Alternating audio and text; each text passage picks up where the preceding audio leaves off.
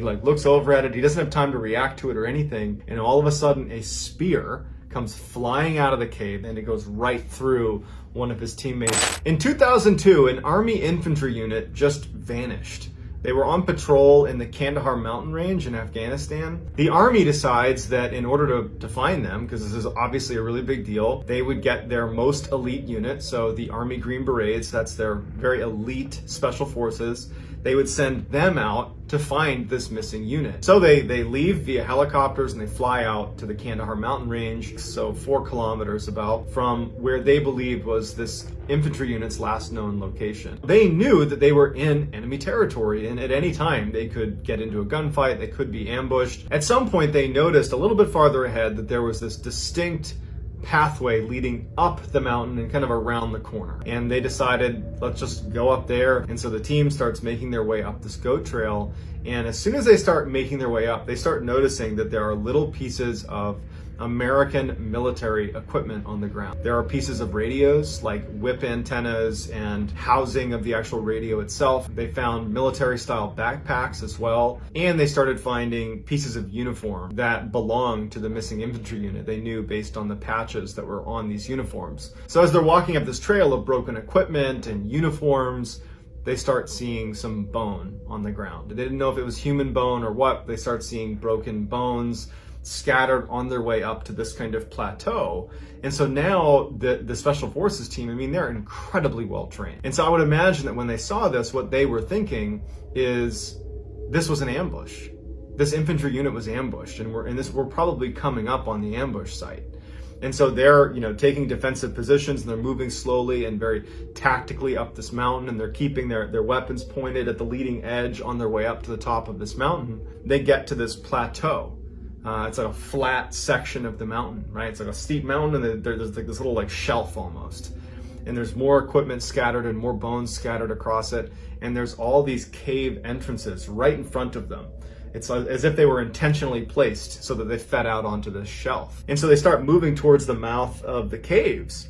And they realize, without even getting very close, that even though the mouth of these caves are pretty large and everybody could go into the cave, there is a steep drop off. Like you'd walk in and then it just goes straight down. And someone kind of peered over the edge and couldn't see how far it went down. And they decided that it was just too dangerous to go in there because clearly something happened here where American lives were lost, based on the tattered uniforms and equipment. And so let's just pull back and take up defensive positions looking at the entrance to all of these cave entrances. And so as leadership goes down kind of out of the fatal funnels, if you will, outside of these caves, Mr. K, who's the guy who's told us this whole story, he said he's looking at one of the entrances to the caves and he sees a flash of movement inside of the cave. And he looks over at it, he doesn't have time to react to it or anything, and all of a sudden a spear comes flying out of the cave, this big, massive lance comes flying out and it goes right through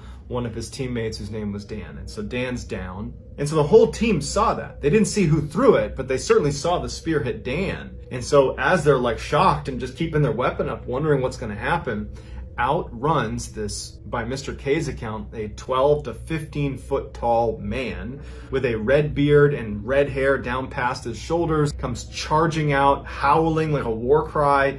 He's got animal skins for clothes. He just looks super dirty. And he runs over to Dan to pull the spear out and probably use it again. And the rest of the team at this point is broken out of their shock of what they're seeing, and they start engaging this giant. And the giant didn't really have a chance to fight back, and in 30 seconds, the giant is down too. So Dan's down and the giant is down.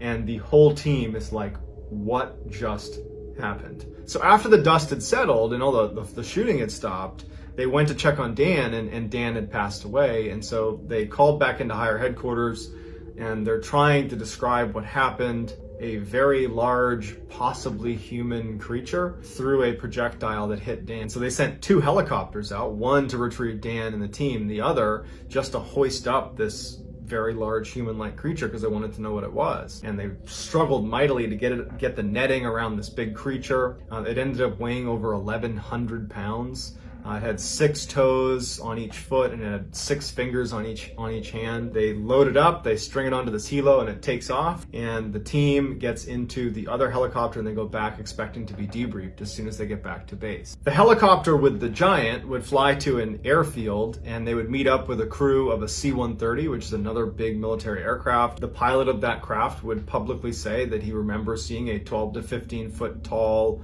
giant person with 6 fingers on each hand, 6 toes on each foot. And he would say that's what he saw, even though it was later redacted and made top secret. Mr. K and his team, they flew back to the base to be debriefed. And so they had to provide an after action report. It's something done in the military. You go out, you do any operation, you come back, and you write up what happened. And so Mr. K and his team decided to just be honest about what they saw. And so they described it again in detail, 6 fingers on each hand, 6 toes on each foot. It came out, it threw the spear, it hit Dan, it's this horrible situation.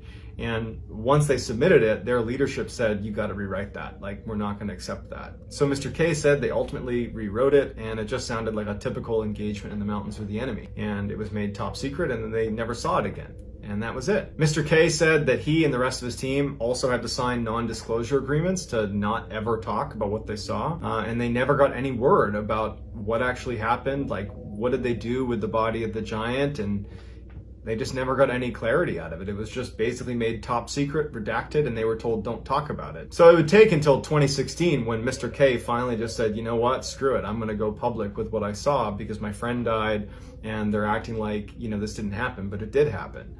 And so that's why we have this detailed report of this mission where they came in contact with the Giant of Kandahar.